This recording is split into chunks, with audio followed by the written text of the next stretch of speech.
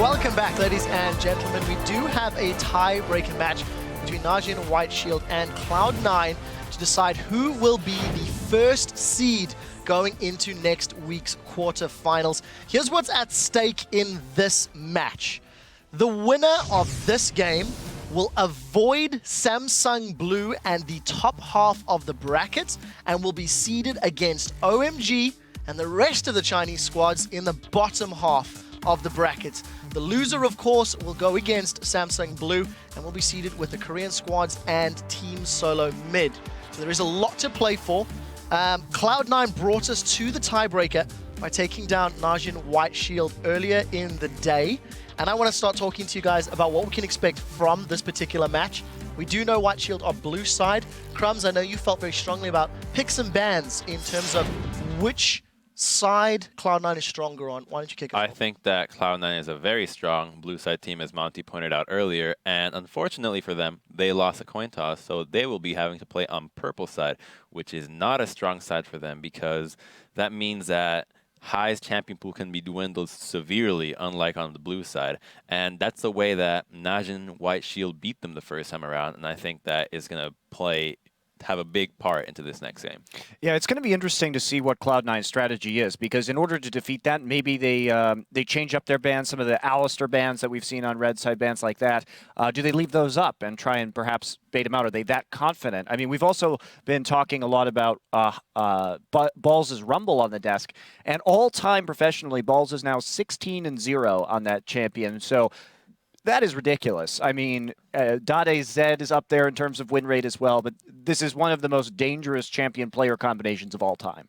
I still disagree with the fact that High's champion pool in that particular game was the reason they lost. I think the Talon Zed matchup did well, and we saw earlier as well that the Talon can actually just go head-to-head with Zed to a point where it depends on the rest of the team how they play the game. And Cloud9 fell behind early on all the other lanes except mid, in my opinion, and they should have lane swapped that game. And I feel if they would have done that, they could have actually won that game relatively easy. So, yeah, while Hai didn't have the winning lane and couldn't enforce his will upon the map, he could still keep that mid lane even and then just have the rest of his teammates play 4 against 4. See, I kind of agree with you in a way, but the game that we saw Talon do well against Zed, he was 2-0, 2 kills up before beginning to 1v1 Zed, and that allowed him to really get going. And they were winning the objective game as well, which allowed him to have a lot more global gold. But I just think that Hai, as a player, it's not the champion necessarily being bad, but as a player, you saw in the previous game when he played NaJin White, he was making a lot of smart decisions by moving around the map and generating plays for his team to follow up on.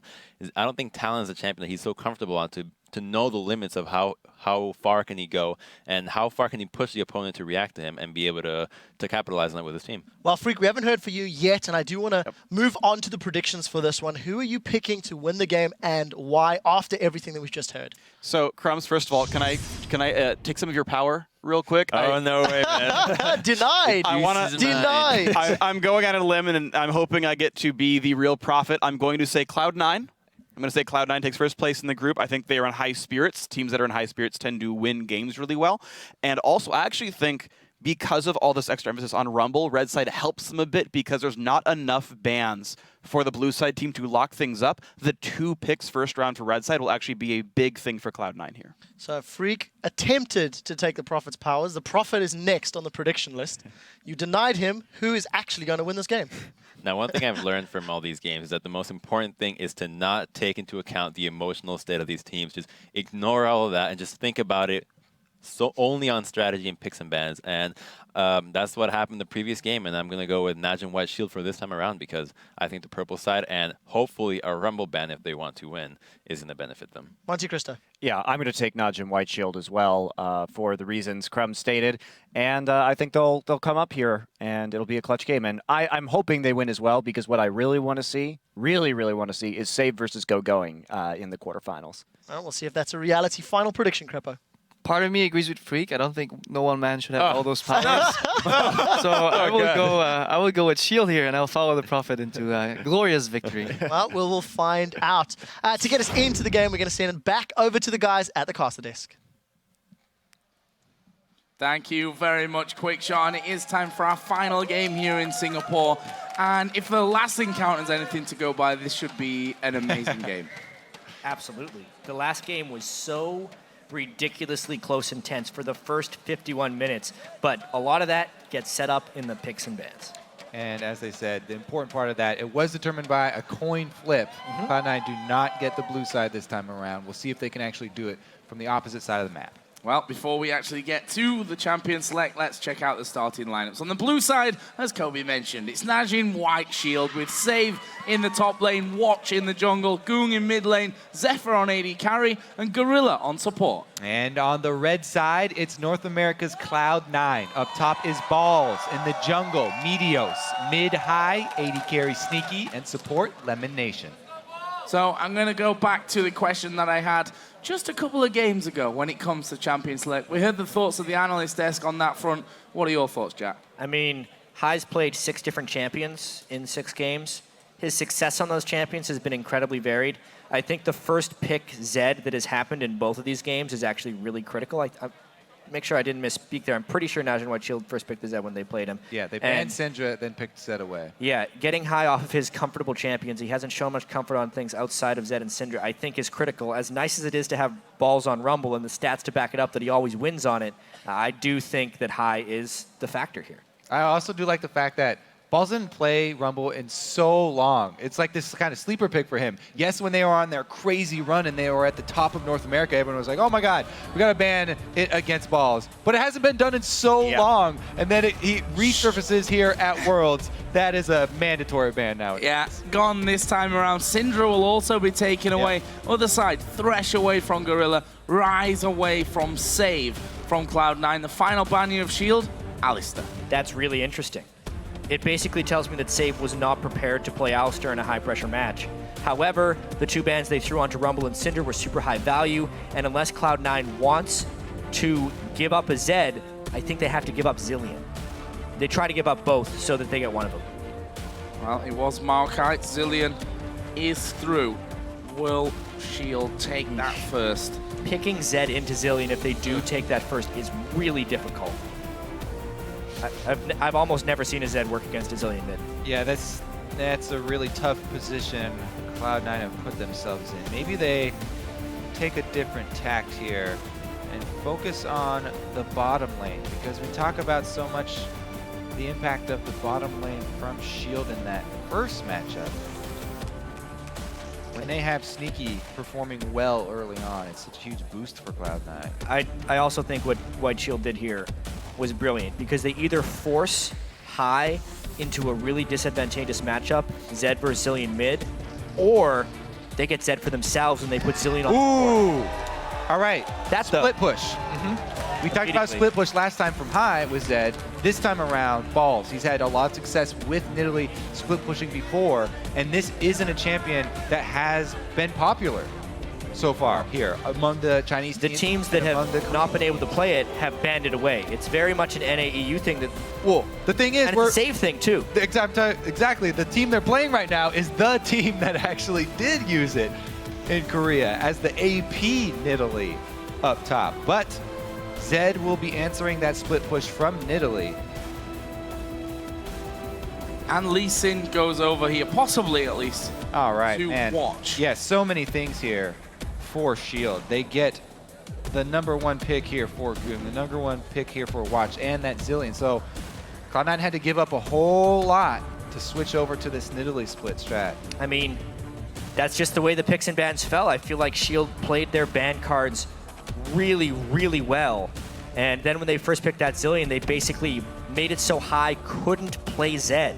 And it guaranteed a late Zed pick for White Shield, even though it had been the first pick in the previous 2 matchups. They did secure something for the bottom lane, though. Talked about that. They took the Corki away from Zeph and got it on Sneaky again. Yeah, he had a it's strong... come to this. Corki first AD carry picked. Yeah. It's Worlds, chat. Where everything comes full circle.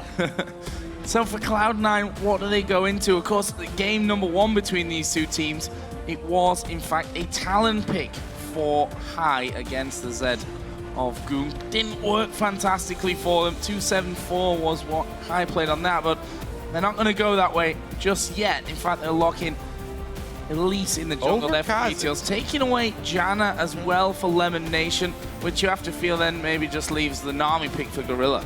So they take Elise over Kha'Zix because they don't want to have to go with that late game reset mode. They want to make that push with the mid game of Corki here and rely on those picks Yeah, I mean, I feel like with Elise. at this point, the Elise is just to stop straight up dives from NaJin Shield. If someone gets in a little too deep, they try and stun and just run away at this point. They are really focusing on disengage here because they're going to be trying to split push.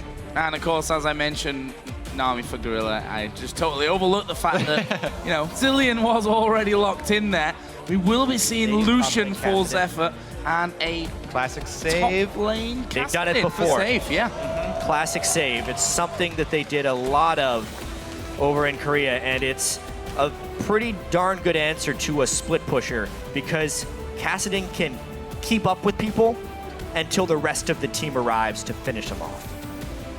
So for Cloud9 and for High, the man on your screen in particular, what will he go with against Goong? As I said before, game one, NaJin Shield versus Cloud9. Goong took away that Zed early. Again, Was the talent pick, and it's going to be the same matchup. Now, he actually played the matchup fairly well last time as far as the laning phase goes.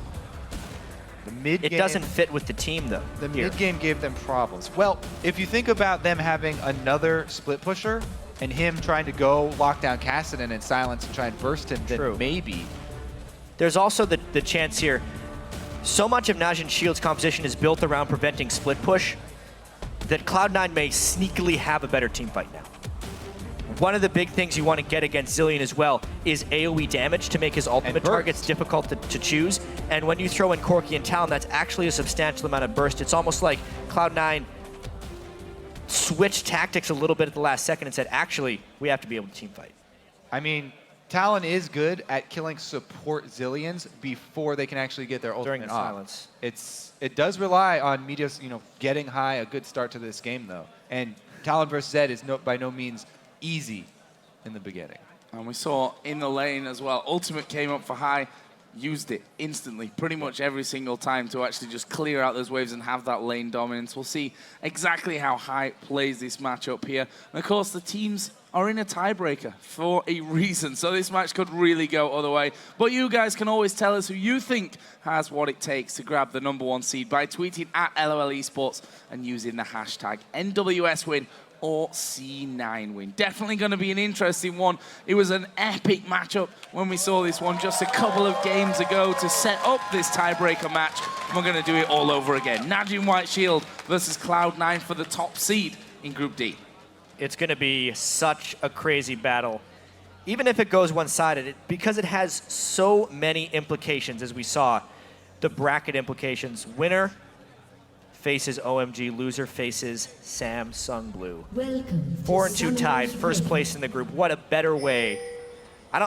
There may be a few better ways if we had some crazy three-way ties, but one of the best ways you could close out this amazing group stage we've had in Singapore. So early game then.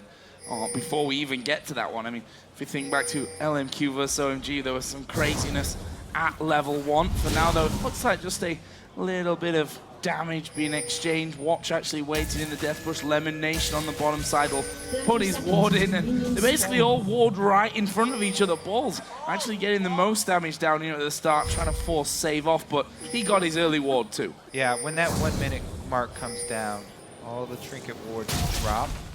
So make sure you can see the late invades. Top side lane swap here for Shield because they saw balls on this side and Sneaky down bottom. So they don't want to have to do Zilean in the lane phase versus Janna. It might also be the fact that they don't want to do Cassidy against Nidalee in the lane phase. Cassidy sometimes used to get 80 carries laning against him, or even Talon, stuff like that. 80 champions in lane, especially with balls starting the game with 79 AD, would destroy the Cassidy. So Yeah. the swap is definitely for sure. That is the difference here. We mentioned Save using that Nidalee, but he actually used it AP, North American Nidalee, traditionally Bruiser. Triforce. There's 2 people balls. Yeah, that was Not the best of trades. an interesting one. I guess it didn't spot Zephyr actually going through there with him. Either way, see early damage coming out for Cloud9's, for NaJin's duo lane. Down bottom, Sneaky is all on his own. Got a free time there at least for now. And it's the double jungle start for Shield, of course, because they were the ones initiating the lane swap. They had their top laner with their jungler from the very beginning. Yeah, very that's a cleaner start. Very good early start for them. Ball's going to have to start his jungle half-life here.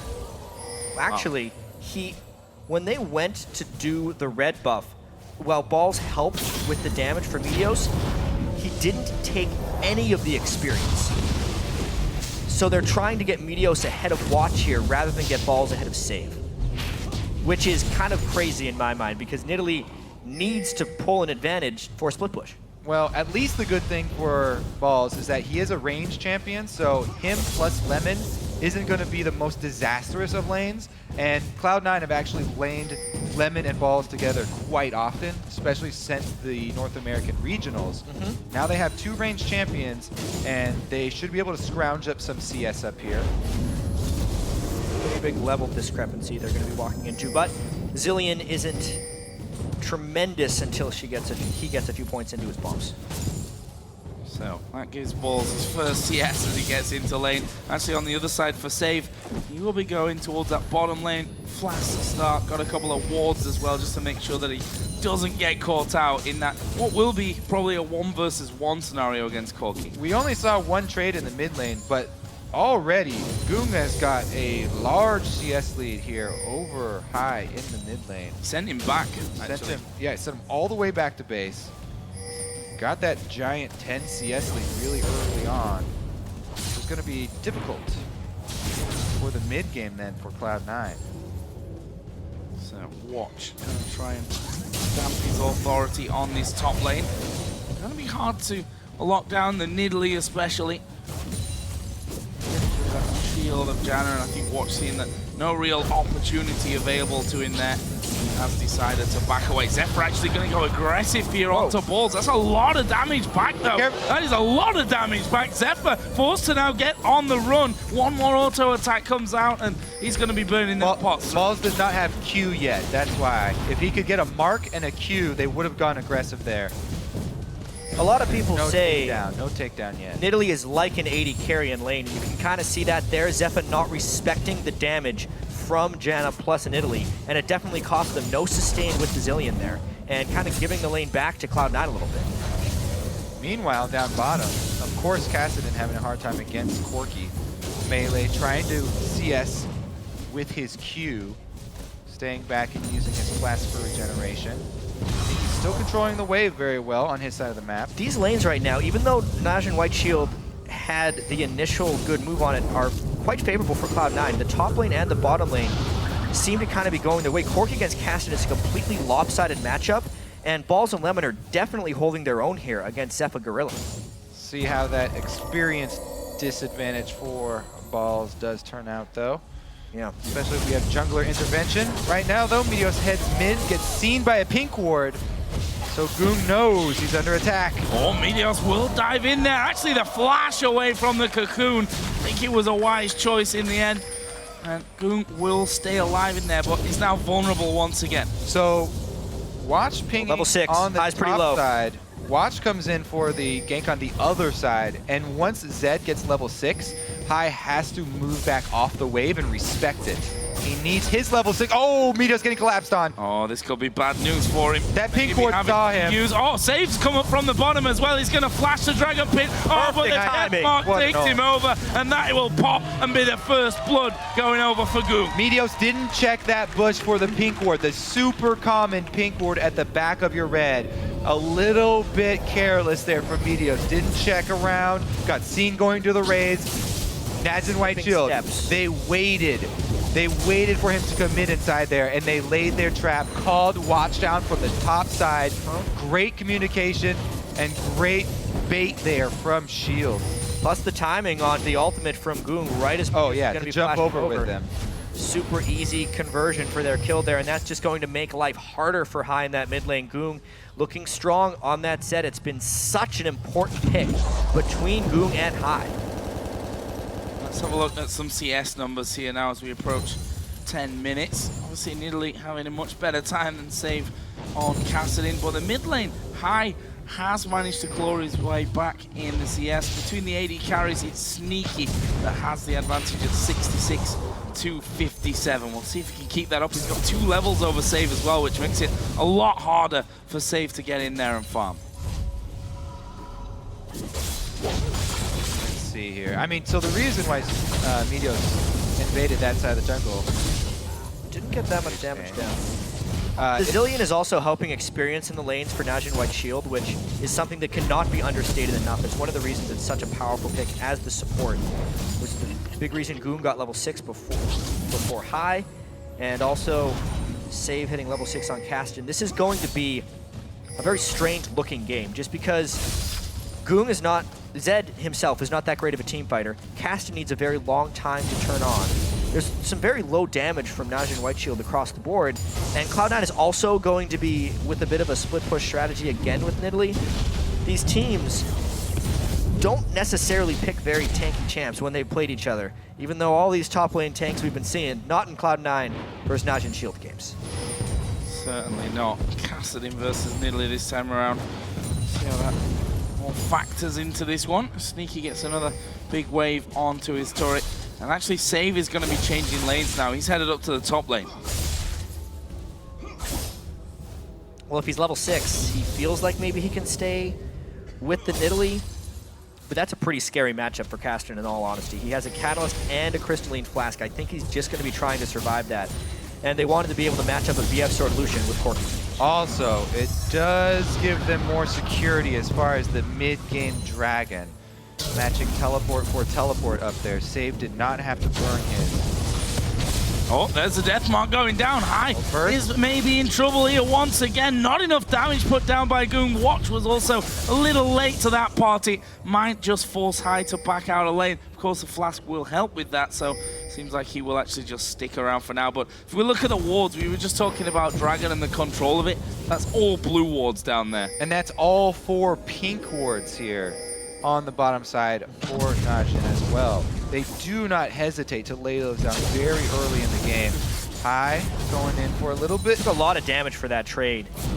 High definitely not getting the upper hand in this matchup. Yeah, Shielder already making the call towards Draft. Cloud9 needs to run away right now. Oh, Watch coming in. Can he land the Q? High almost stepping into it, but he's going to be in trouble either way, and it's Goong that gets another one. A 2-0 Zed. Are they going to dive to Meteos? They probably are. Zillion Ultimate is on Save. He will need that as well as the turret takes him down. They won't quite be able to finish off Meteos, but Save gets his Rift Walk back up in time. Lemon Nation coming around to get the slow, but it's on to Lee Sin. NaJin White Shield backing off. Yeah, just a great move by Shield right there, using their superior ward control to catch High out of position. Talon will not have a very good time in this game if they can continually collapse on him. Additionally, they got the teleport away from Balls and still have decent control over the Dragon area. And again, it's the entire team of Shield lending a hand in those vision wards very early on. They all are paying their dues. Now they've got very deep coverage as well inside Cloud9's blue jungle. So this control over the river, 11-minute Dragon here on the table. Both teleports were used, so if anybody goes top to match Save, it evens up the pressure. Cloud9 also must be a little worried about this Zed. Ahead in farm by considerable margin, 2-0 with those kills as well. Could be a problem for them as we move on. Just to keep tabs on Balls versus Save there. 82, let's call it 60 CS at this stage. So Balls still holding on to a considerable lead. Yeah, and it's the control here by Shield, though, that's mainly keeping them ahead. Barely getting the repel out. That probably would have been his life. Oh, we're seeing a big reason why Cloud9, before this stage, had prioritized banning that Lee Sin against Watch. Watch having a significantly better performance here on Lee once again. That is going to be the early Dragon for them. Chasing off Meteos, just chunking him that much is enough to get them Dragon. One step ahead of the game in a lot of ways. However, that's a bunch of damage bottom lane. Oh, forcing out the ultimate from Gorilla as well. He actually went back in there, realizing he could just ult himself in case those big missiles hit, but actually will be used with nothing pushed back. So, looking at the gold, 1,500 in favor of NaJin White Shield. So Cloud9 here, they really do got to make use of what's strong for them. And Balls with the extra CS and gold lead still at an experience disadvantage going up against Save, because Save keeps moving around the map so much better. So really, maybe a play down bottom here with the Corki Janna could be their strongest point. Yeah, it seems like Level 9. if Shield just has such a huge level of control, it's kind of like watching the advantage OMG had over LMQ last game, where they just get a slight edge and are conservatively and smartly using that advantage. You can see more pink wards out of the map, some nice invades, and they're always chunking Cloud9 down before they try and make a big move. A full blade completed on Goong right now means he can take somebody out of a fight instantly. He doesn't even have to kill a person. If he just ults and does one combo on a person, even if he's not able to secure that kill, they will get an objective off of it. Yeah, starts the strangulation as well. The blue buff will be taken away by Watch. Had to smite that one down with the presence of Meteors as well. It's a blue buff steal, and any blue buff steal is a good one from NaJin White's side of things. They can also easily just feed their own over to either Save or to Goong in the mid lane. They would have rather had that blue buff on Goong so that they could give the other one to Save, but they'll take what they could get, denying more experience from Meteos.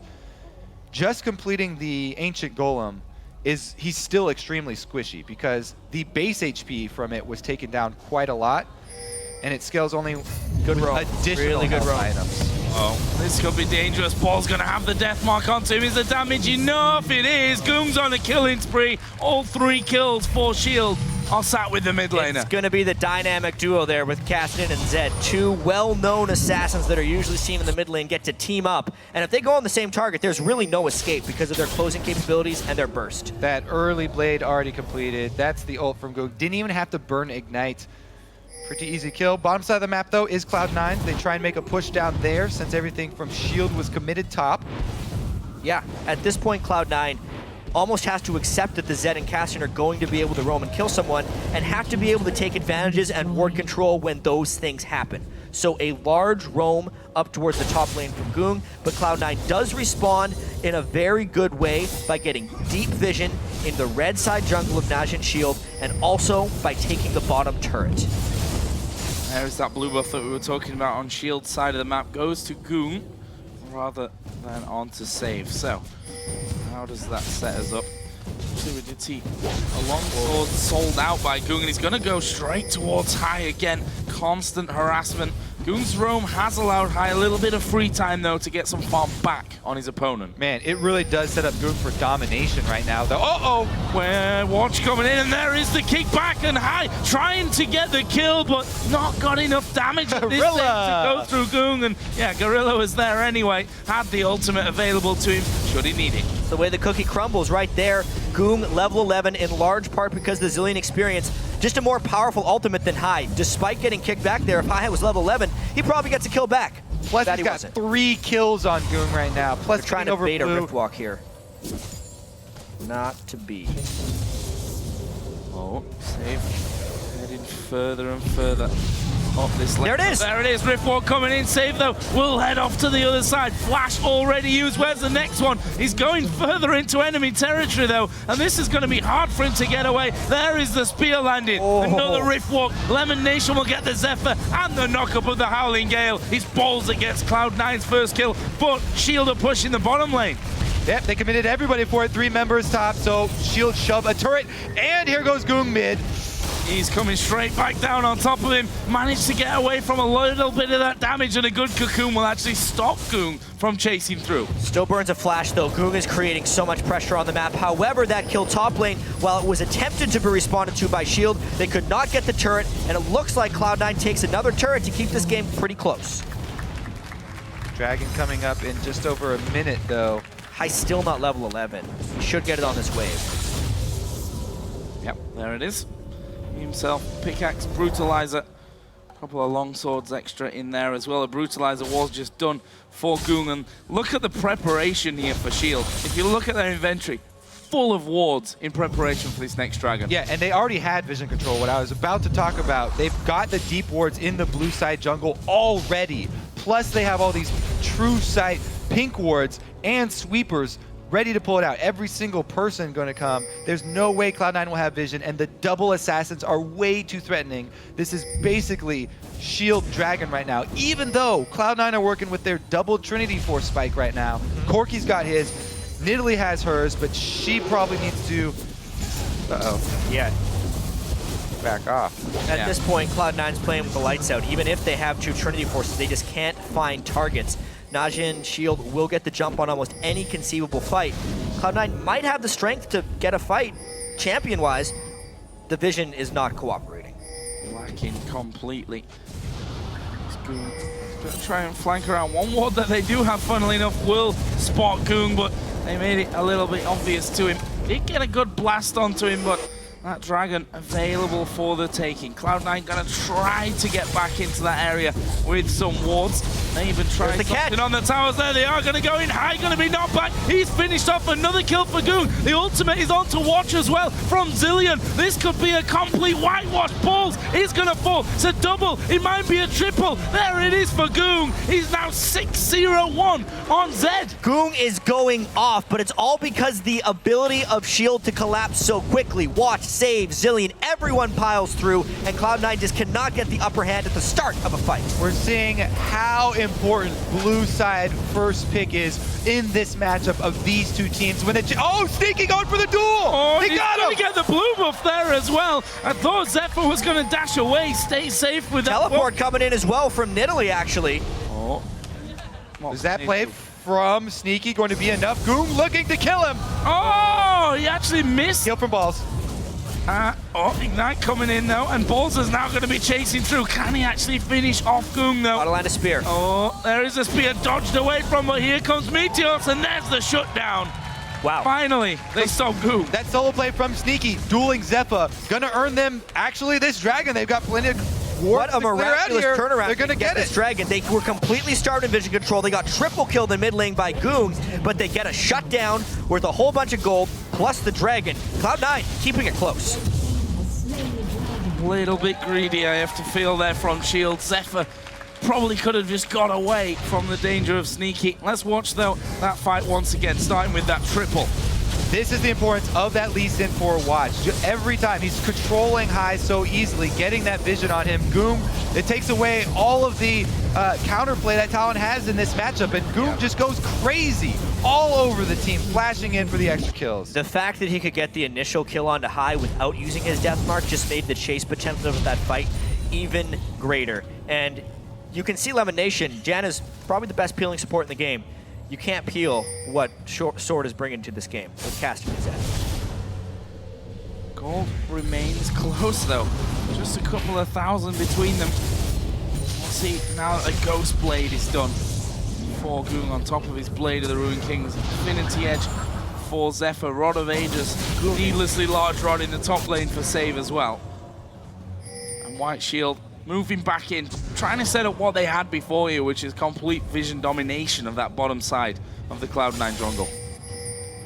Goong is such a monster on Assassin. This Zed has been so great. With the Ghost Blade now, what is Cloud9 going to do to peel him? Basically, they have to be able to either get the initiation on him, which they can't do until they can clear vision, or they need to find a stun onto him the instant he goes in for a death mark, which puts so much pressure on Meteos. What's the plan here for Cloud9? Actually grouping with 4 on the top side of their own jungle. There's Watch actually spotting Balls, trying to get the slowdown. He already pounced away from that. Zephyr is pushing that bottom lane out as well. They could move through the jungle with all that vision they've got. They know how safe or dangerous it could be. Yep, they're flanking around on the 4-man squad here of Cloud9. Sneaky's in the middle though. He's the one with the longest dash with Corki's Valkyrie. Trying to get this turret and sneak out. Oh, save gonna go for him. There is the Valkyrie though, over the top of the wall. Turret actually survived that onslaught. So that's still for the taking there for Cloud9. Wood level is up on towers and bring us to just 1,000 gold difference if they can pull that off. But White Shield once again, just starving the jungle. And funnily enough, Balls is building for his split push versus the Zed and versus the Lucian here. He hasn't built magic resist for his matchup with Save. He's looking to actually try and deal with Goong. There is the potential that Cloud9 can be stronger in team fights at a certain point of the game. It is before Save hits his really crucial item thresholds. If Balls and Meteos can stack enough armor, since it's just Lucian, Zed, Lee Sin, they may become somewhat unkillable. It would be the point when Sneaky has a QSS and Meteos and Balls have some completed armor itemization. Would be a very strong point in the game for Cloud9. However, if it waits too long and Save hits like a 500 AP point, all that armor stacking would get shredded through by Caston. But as far as AP mages go, Caston has very low sustained damage. Right now, Save just completed his Zanya's Hourglass as well, so he can actually have the confidence to jump in and proc that, then wait for his Riftwalk to come back up, allowing for much more aggressive plays with this Caston to catch out members of Cloud9. Use that slow as an initiation. That was nicely done from Goong, slowing them down, actually doing quite the chunk of damage to Lemon Nation as well as he was chasing through. Cloud9 trying to flank around and get some work done. As a good scan will reveal 2 wards actually that were placed previously by Shield. We will see Goong headed back off onto the side lanes to start pushing this one back out. Yeah, you can just see the tension growing in this game because Shield, once again, had a pretty big edge. But Cloud9 is finding ways to delay the game. The question will be if they can somehow get a split push going. They're really blocked on that by how farm Goong is on Zed right now. And they're just kind of trying to play this dance back and forth. If somehow Cloud9 could get vision control around the Dragon area for the next contest, they might have a chance of getting a team fight.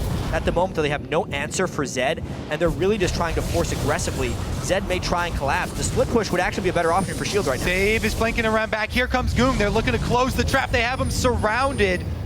Early Valkyrie from Sneaky. Here comes Zed from the side, but can't really 1 versus 5 at this stage. The team a little bit far away to help if he'd have jumped right into them. There is a big bomb actually coming through onto Gorilla, forces Zillion low. There's Save actually diving in. This could be what they're looking for. Zonius will be used a little bit earlier. The colleague comes out. Death mark from Goong as well. Sneaky does go down, and Goong in the back is still alive. They keep going. Cassidy chasing through. The burst is massive. The kick comes in. Balls, what is he doing? Stepping forward there. Will be able to pounce back behind the turret. Well, this is going to be an inner for Shield. If High is forced to use his ultimate defensively, Cloud9 has no chance in team fights. Cassidy will just chase through. There will be no retaliation potential. Zed will be free to kill Sneaky, and it'll be curtains for Cloud9. Yeah, Shield have so much control of this game. Their assassins can play so aggressively. They have the Zillion backing them up. All that damage onto Hyde. There goes his ultimate. Goong dives in onto Sneaky and even flashes over to proc enough damage so his death mark will get the kill before backing out. They don't even need to use a Zillion ult this whole time. There's that re-initiation from Save going in for the slow that we talked about, getting them another kill. The chase potential is ridiculous on this Shield team. Here's the question, though. They actually have Deathmark down temporarily. Cloud9 coming straight back to the Dragon fight. They may be able to try and jump the gold back. If they lose yet another fight and a Dragon, though, it's probably game. Cloud9 really need to be the ones getting the jump here. They have to get some burst in with that silence of High. High actually has his three main items, the armor penetration with his Tiamat extra proc. But they're shoving down 2 lanes and they're trying to make use of the ball split push up top. This is, I think, really good for White Shield, actually. They get the Dragon plus the ability of collapsing. If Cloud9 gets caught here, High's already canceled his recall. They what a fake. Faked it out, actually. They're going for a turret. They're going to be caught here, though. Yeah, Shield have just seen that happening, so it's going to be a turret for Cloud9. Cloud9 pretty much has to fight in this situation. We know they're not very good at running away. Where's the ball, CP? Where's the catch from the rest of White Shield? There they are spotted. The initial damage comes in. Save will dive towards Lemon Nation. It's High that will be the big target, though. It's Zephyr that gets that one. Save will continue following. Gets Lemon Nation. Looks like Corki is home free, though. And Meteos, I believe, is also going to be safe from this one. Maybe save as well. Watch actually gets in off the wall. Lands the Q. The kickback. Balls going for an inhibitor turret. The jump off. Meteos will go down, but Balls is down there. TP will come in from Save, though, to stop that. You can tell Cloud9 are desperate right now. They're trying to sneak out any sort of trade that they can get, but they're just so far behind that Shield can collapse on them. Shield doing a very good job. gold at this stage, though. It's just increasing 6,000 in favor of NaJin White Shield. There's balls getting back towards that bottom lane.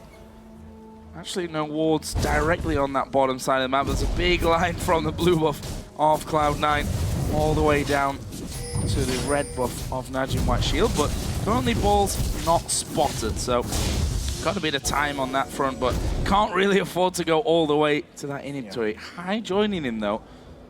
That might actually be a decent little team to pick off the likes of Lucian. Definitely seems like they would have a chance. They're putting almost no emphasis on Baron here for a good reason, because every time Cloud9 has tried to posture around an objective, Shield has come out very victorious. So they're just hoping, actually, that Shield would go for a Baron, or even try and push that bottom wave so they can get a kill. The thing is, Cloud9 have to get several of these sneaky sort of cheating trades in a row to catch back up. They're in such a deep hole right now that they have to pull off something crazy by pulling Shield across the map. However, Shield are the ones with the extra mobility on these assassins, and it's very, very difficult for Cloud9 to make that maneuver repeatedly. There's just so much ward coverage of Shield. They can see almost every move that Cloud9 are trying to pull. Still for now keeping both Balls and High down on the bottom side of the map, though. They've just spotted High. They've seen Balls' position as well. It looks like they're trying to close in. Credit to Cloud9, though. They've got wards down to spot that counter-attack coming.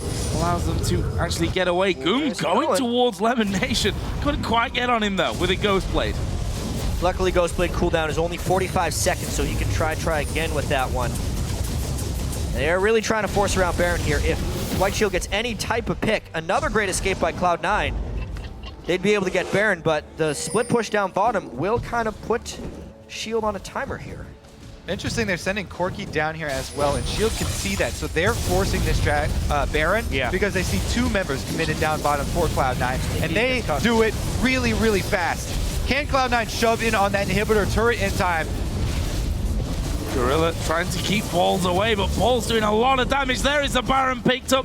Meanwhile, down in the bottom, Save struggling to actually hold on. They're going to go for Save as well. Sneaky will Valkyrie in. They've got rid of the turret. Can they finish the inhib as well? Meanwhile, going ham there onto Balls. Not quite enough to get the kill. Watch comes in. Great Monsoon from Lemon Nation. Meanwhile, they do get the inhibitor. I went back, though, to Save. Ultimate came out Gorilla, so he focuses on Gorilla. Gets the kill. Sneaky gets Zephyr. Save did finish off High, though. Sneaky's getting collapsed on, though. Here comes Watch, and he's followed up by Goom. Oh boy, but you can see the Balls red and Meteor on the trail. Where's he gonna go from this one? Watch coming around, and he's managed to stay alive. Lemon Nation and the rest of the team backing out. So again, Cloud9 trades an inhibitor with White Shield. It's kind of the same thing that they were able to do last game, a 6,000 gold disadvantage and a traded inhibitor. They clearly can't win team fights, but can they pull off the same magic again? This is one step on the road back to even footing for Cloud9.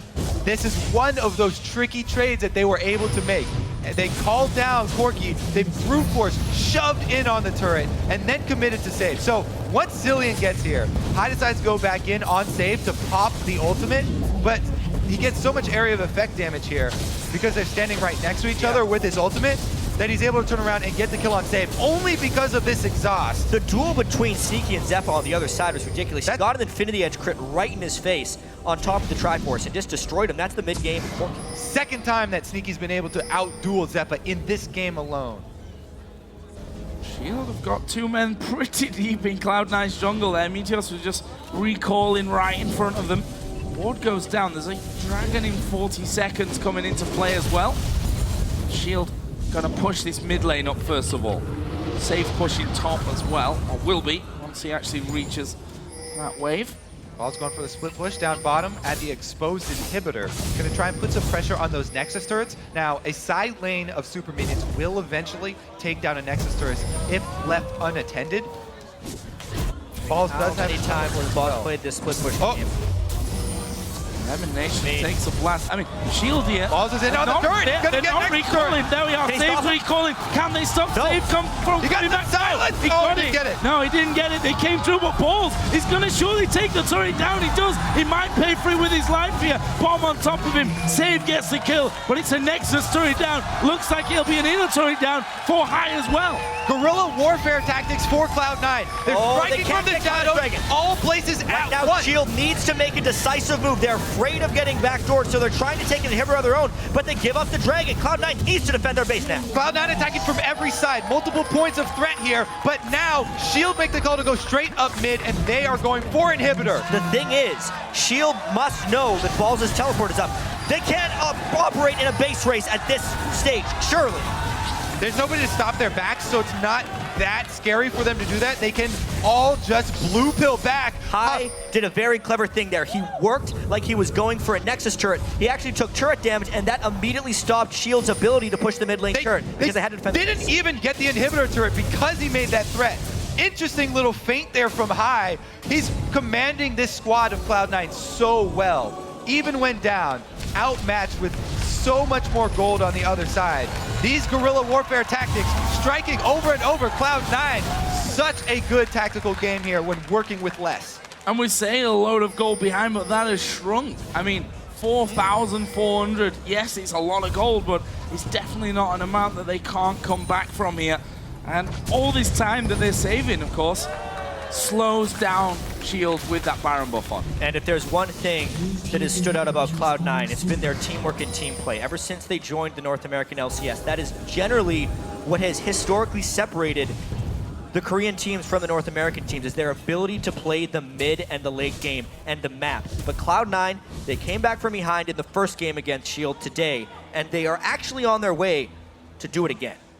And it does take its toll on High. He's usually the guy to start off the fights and start off the initiation. You can see it in the score line. He's got 6 of the team's deaths, but he is controlling all of the members, making those calls. And again, they're stubbing bottom. There's 2 people bottom. If Cloud9 gets caught by Goong at this juncture, they would lose their inhibitor, but you can respect that Shield is actually paying this Cloud9 split push.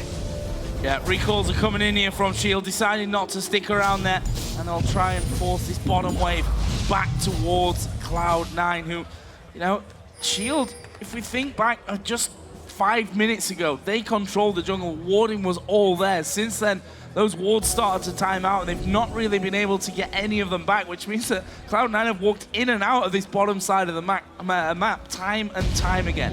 Something we have to note is Save is rapidly approaching his death cap. When he does that, he will pop a bunch of damage onto balls in split push scenarios and also rapidly increase Shield's ability to collapse on team fights.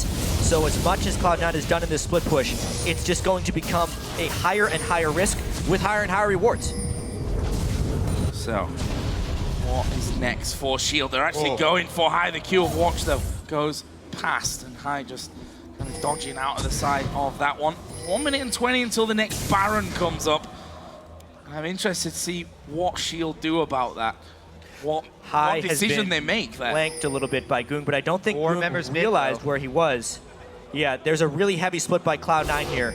They could be completely outnumbered. Remember, Safe does have teleport, so in an instant, there could be 5 members of Shield in Cloud9's base. And there we go. It's going to go on to Sneaky Deathmark down, but it's not enough damage. He has to go back off to the shadows. The but race it might be enough here to get the actual base. Talon still pushing Baron. They kick Lemon Nation. Oh, what a Howling Gale. Knocks them both up, but the inhib turret is down. Shield are backing out. Can they stop these backs safely? It's up to the missile accuracy of Sneaky. That's a lot of prevented back. Talon is free on the inhibitor. They have them all on their sights. That's a massive damage as well. One more will take down Gorilla. Flash away. Surely will die, though. That's Save now unstoppable. I didn't get the inhibitor down there. He went up towards mid. He was going to cut them off for kills. Why was not killing the inhibitor? He was going to cut them off for kills, but he actually didn't get anybody. Oh, Goong coming around. Watches there. He goes for Goong. No, he didn't get anyone. He doesn't get the kill. High gets completely destroyed when the pressure is at its highest point. Save kills balls. High makes a poor decision trying to switch away from the inhibitor, and the miraculous turnaround does not happen at this point. Shield gets the Nexus, the inhibitor turret of Cloud9, and does not suffer many repercussions. Higher risk, higher rewards. Very, very high risks that time around. so close to pulling that one off. But Cloud9 do not get either thing. There were too many things they wanted. They wanted to cut off for the kills. The four-man squad or three-man squad in mid lost sight though, and they ended up not getting the kills or the inhibitor. Now they can get pretty easy. Baron committing 2 down bottom. They really want to commit. Just for an inhibitor, they'd have to fully commit here. Meteos is there though. Save is already down bottom with It's super Zillion. dangerous. They can defend it. He may try for a steal, but it would mean his life. He's got no flash. It is going to have to cost him his life if he goes in. He goes over towards Shield, sneaky. And he's alive there. He's going to have the bomb, which will finish him off. Balls will force Gorilla away from that. Are they going to try and stop them? We've got Zed recalling. Balls is going for the inhib. There's the Monsoon to stop Zephyr going back. But they get 2 back into the base. Gorilla has the ultimate on himself. Can he even get it? Can he get the inhib? One more. He can. Cloud9 still suffers massive casualties, and the death timers are no longer trivial. That's 50 seconds on the balls, 30 on a Sneaky, and 30 on the Meteos. How quickly can White Shield trade inhibitors, but still maintain the Baron buff? Well, Goong is kind of fast when Zillion's there, speeding him up this entire way. And who's going to be able to defend? High's on the top side. Remember, recall. there is no Nexus turret down on the bottom side, so these minions are going to funnel in towards the last remaining Nexus turret. Shield need to do this very quickly. High is split pushing up top, so Shield cannot go for the end of the game here, just the inhibitor, and then they have to defend.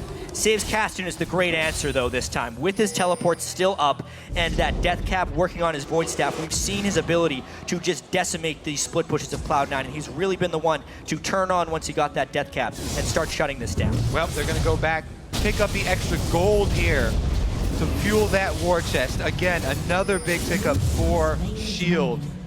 All the global gold has been going towards them. They got the Baron, they got the Dragon. And they've traded inhibitors now, so even the pressure has equalized. Cloud9 is going to have nightmares with that High trying to collapse for a team fight when he could have killed the inhibitor clean out. Crazy, crazy stuff. Cloud9 holding on just about in this game. See more items coming in across the board. That Bloodthirst is done for Sneaky. Getting out Negatron cloaks. On the player cam, having a bit of a stretch there as well. This is, I think, a pretty stressful game for, you know, an assassin shot caller. Like, he's got a lot to think about this game. And you can tell they're committed to this bush gank right here. That's why he's stretching out. They're just going to wait for this. This is one of the only ways they can get back in the game. Oh, Gloom going low. He's going to put the death mark onto High. High's going to fall from this. The death mark is enough, and Gloom survives it. Balls will go down. That's 2 men dead. Gloom pinging the base, played though. that amazingly. I can't believe he escaped that and then turned it around. The base isn't shambles, however. Yeah, Corky Elise going down. Goong now has recalled. Look at that Nexus turret. So very low. They've gone over a ward. Whoa, Sneaky. What does this guy have planned here? Goom, he used both of his blades already. Yeah, there's no death mark for Goom. Sneaky can actually kill it off here. He's going to go in. Cassidin, he's coming back. There is Goom. Meteos needs a couple of hits onto that Nexus turret to finish it off. He's going to jump up in the air, but he's not going to escape. And the rest of Shield are still pushing. Goong is just a magician. NaJin White Shield Houdini, able to get out of that and get back to finish and save the base. Too much. Shield are going to take this one in. The solo lane performance from Save and Goong, dealing with this ridiculously skirmishy and annoying Cloud9 team who just keeps trying to get those pesky Nexus turrets. They could not. That is the second inhibitor from NaJin Shield. They have surmised control of this game, and they may even try and end. 3 of them there. They're going for High. He has to pop the ultimate here underneath the turret, though, so feeling a little bit safer. Shield are going to go for the victory. There are 2 super minions in. There is Balls going to half HP. He gets kicked away. Is he going to escape? No, he won't. They'll be finishing that one off. They kill off the 2 Nexus turrets, and NaJin White Shield are going to win the tiebreaker map, finish first in Group D. Cloud9 get the second spot and will face off against Samsung Blue in the quarterfinals. Such a ridiculously close game. Cloud9 nearly pulling off the miracle comeback, but it's actually Goong who is the magician today. So many clutch plays down the stretch, Save with tremendous map control on his Cassidin, and Shield get first in the group. So this means it's going to be them or Cloud9 versus Blue, Yes. and it's going to be TSM versus White in the next stages. The top of the bracket This is going to be will be Samsung, White, and Blue versus North American teams. The bottom side of the bracket will be 3 LPL teams and NaJin, White, Shield. Absolutely insane stuff. And you can see from Cloud9 there, you know, that kind of game, you hold on for so long, you make these big clutch decisions that sometimes work out for you, sometimes they don't quite. But they've done, I guess, what they really came here today to do, which is get through the group stage and get into the bracket. Yeah, there was a big emotional roller coaster after beating them the first time, so they didn't have to play the tiebreaker for the group. This time they were kind of playing with house money a little bit, trying to get first place. Well, it looks like Cool will get his wish. He wanted to play Shield. He wanted to start facing Koreans as early as possible.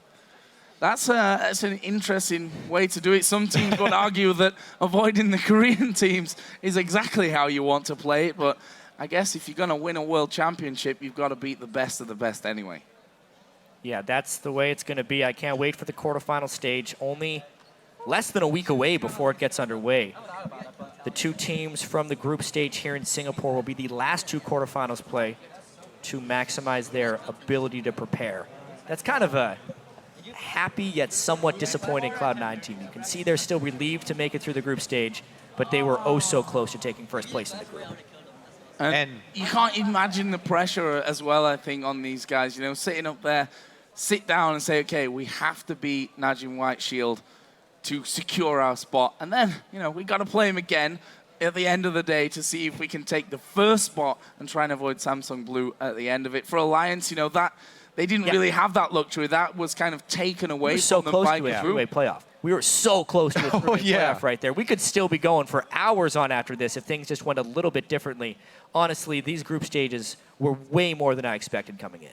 And both of them as well. I mean, let's not forget, last week in Taipei, we saw Tiebreaker as well. EDG losing out to AHQ, had to play them again at the end of that day as well. So I think we can safely say the group stages have been very, very exciting. I have to be honest, they were better than I ever imagined. Had a great time in Taipei. We've had a great time here in Singapore.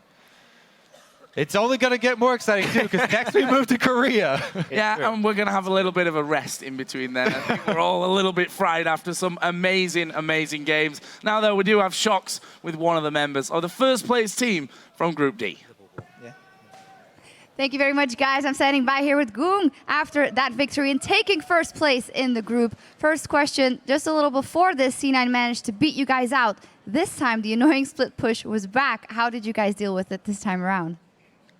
오늘 C9과의 경기 첫 번째 경기도 그렇고 지금 두 번째 경기에서도 스플릿 푸시에 많이 당하셨었는데 두 번째 경기 때는 어떻게 대응하셔서 이겼었는지 설명해 주세요.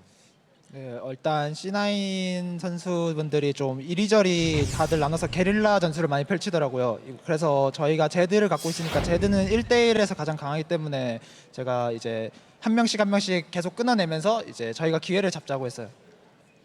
Like C9, they were all over the map and they were playing this guerrilla tactics. So, but I was playing Zed, and which is very strong 1v1 champion. So I was just hunting one of them down, each of them down, and that's how we won the game.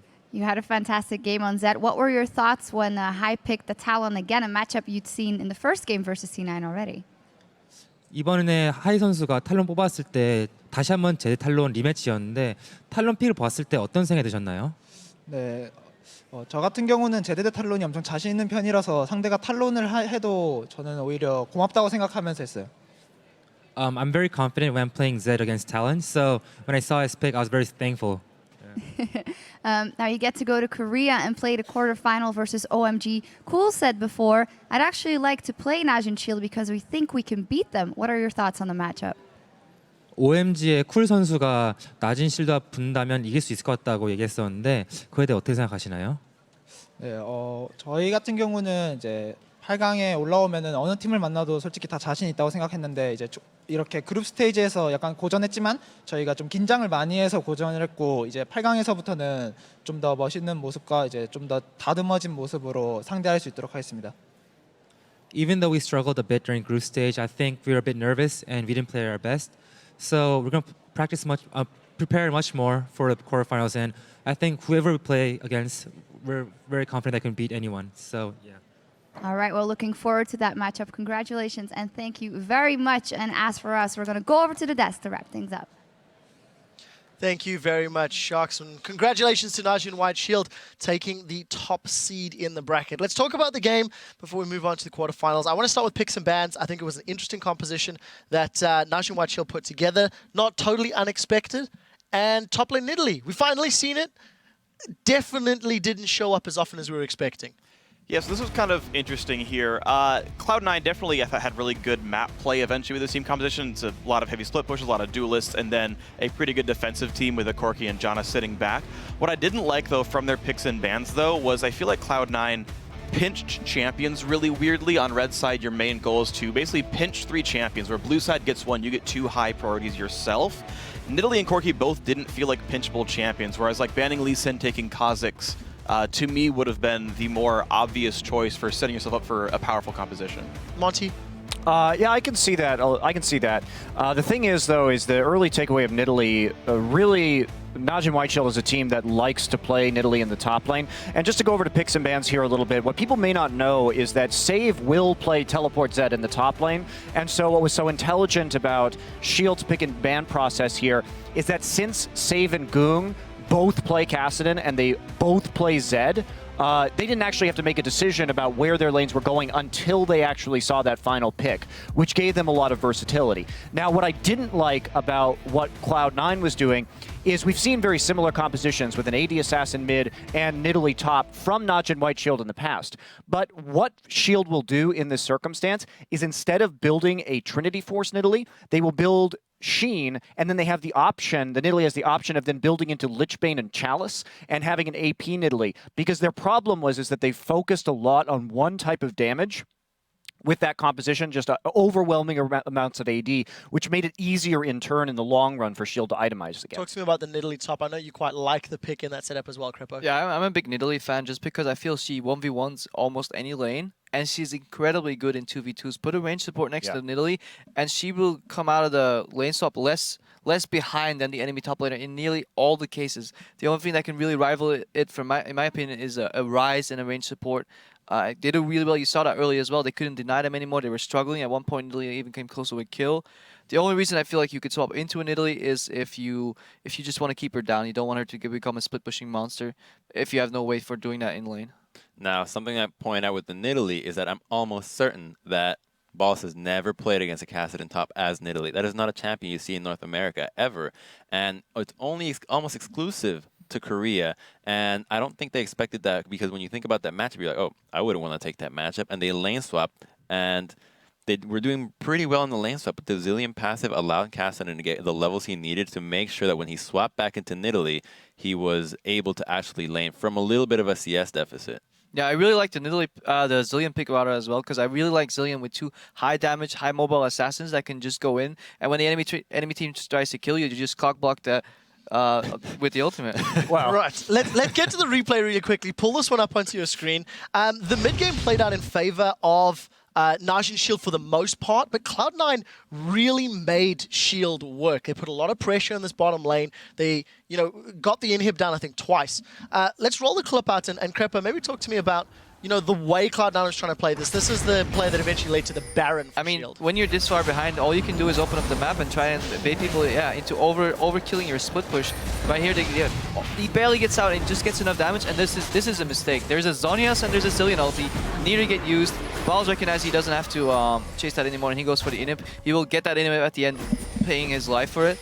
But that's the way. If you can't deal with him 5v5, you need to open up the map, and Cloud9 did that brilliantly. They pushed bottom, then they backed off. They pushed top, then they backed off. When White saw an opening in mid, they went all the way down to mid. Cloud9 said, okay, well fine, you get mid, we'll trade both sides of the map for you, and Wild should realize that, and they had to base. So Cloud9 was dictating the tempo with a significant, as best as they could from a position behind. Yeah. And that was really beautiful to see. They did play really well from behind, it has Yeah. to be said. But Shield is used to these kind of circumstances as well. So There was a lot of respect from Shield as well. yeah, there was definitely. I think that was just a fun game to watch. I really enjoyed it. It was pretty darn even. It was the opposite of what we saw earlier. Yeah. Well, final thoughts from Freak. Yeah, I think it's just unfortunate. Cloud9 gave away so many early leads. Meteos walking into a pink ward, getting first blooded there. I mean, Goong hard carried this game, and you saw how damn smart Cloud9 was. If Goong wasn't 9-1-10 this game and Watch didn't get probably Lee Sin, it's probably a Cloud9 win. Well, we'll have to see. They're going to have some chances to prove themselves against some other Korean squads. Now that our quarterfinalists are set, let's actually look ahead at the 2014 League of Legends World Championship shifts to Busan, Korea for 4 best-of-5 elimination matches.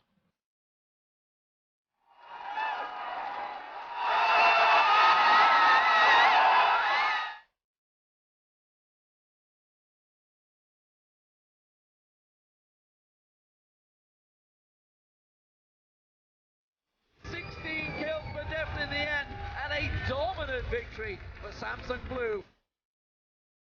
Pentakill! A complete shutout coming in for Samsung White.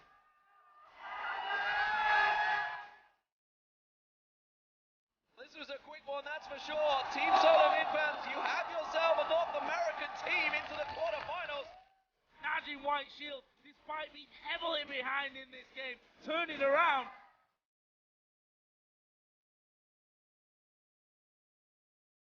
Taken down by Uzi. What a game for World Club, though.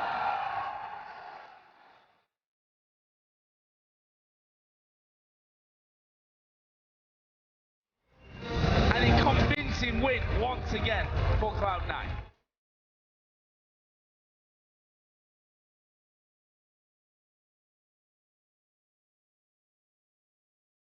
Absolutely incredible. The Singapore group stage was phenomenal. The Taipei group stage was phenomenal. Thank you for everyone who watched, and thank you for the teams playing.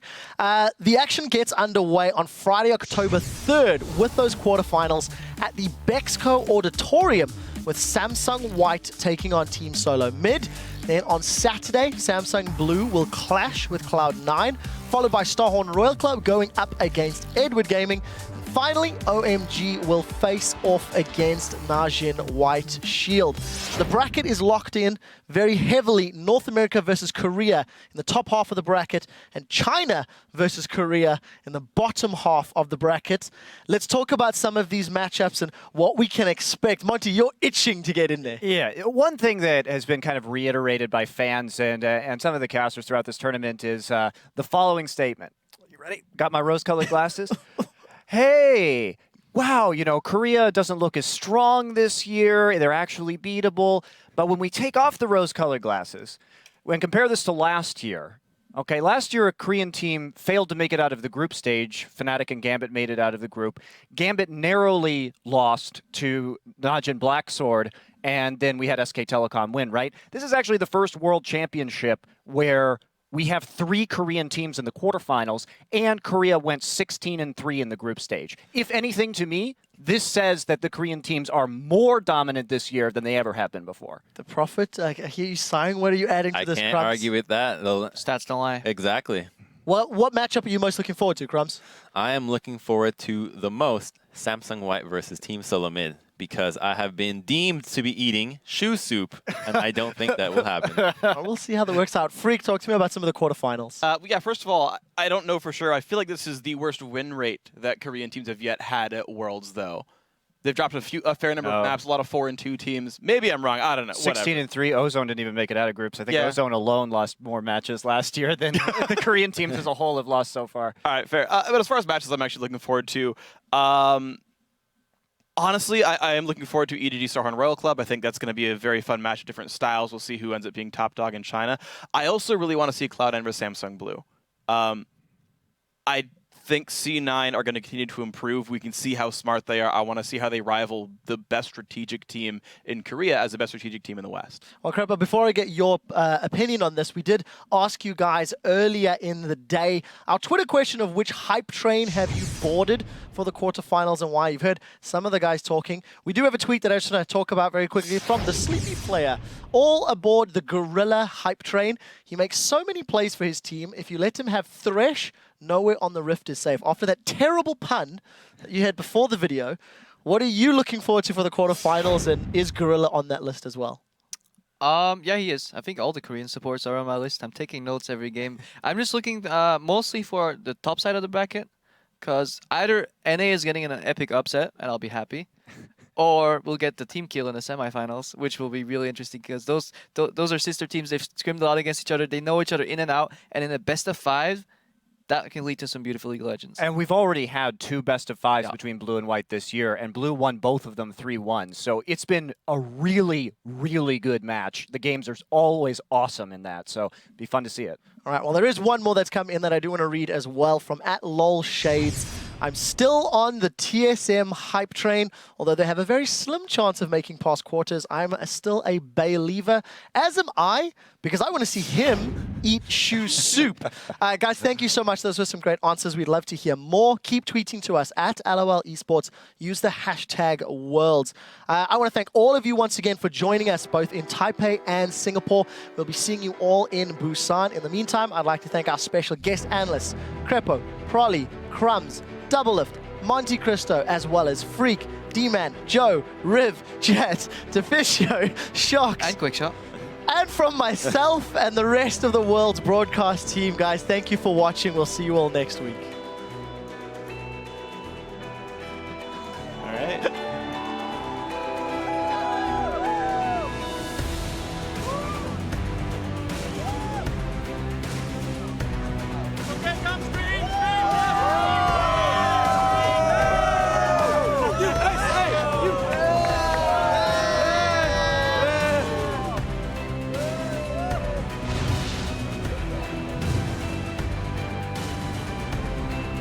In the heart of Singapore, the second group stage of the 2014 World Championship will be taking place.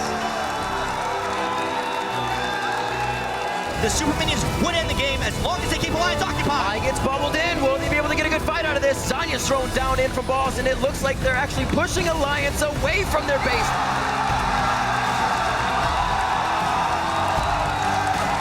Distance and left pulls him in. Dane taking out, slides out the way.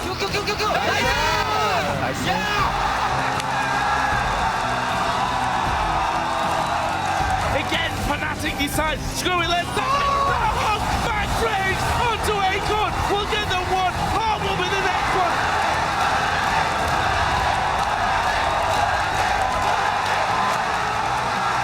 We have had some insane games today. But they're going for Yellow Star. Second man down. Make that third and fourth. PK will fall. It's an 8 for OMG, and that's going to be the game.